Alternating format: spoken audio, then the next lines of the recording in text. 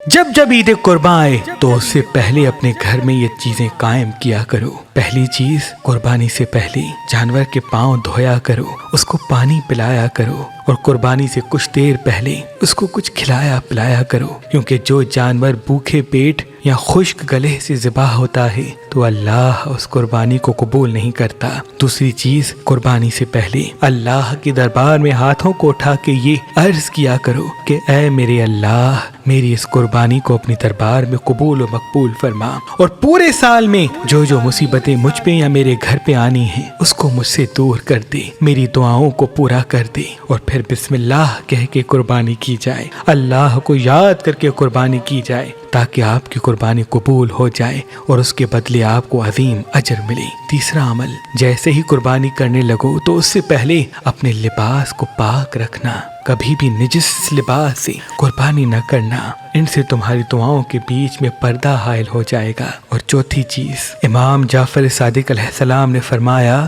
جو انسان قربانی سے کچھ دیر پہلے سورہ رحمان پڑھتا ہے اور پھر اللہ کی دربار میں دعا مانگ کے قربانی کرتا ہے تو ایسا ہو ہی نہیں سکتا کہ اس کی وہ دعا قبول نہ ہو، کیونکہ جو بھی انسان قربانی کے وقت قرآن پڑھ کے اللہ کی دربار میں دعا مانگ کے قربانی کرے گا تو محمد و آل محمد کے صدقے جیسے ہی قربانی وہ کر لے گا تو اس کی دعا بھی اللہ اسی پل قبول کر دے گا۔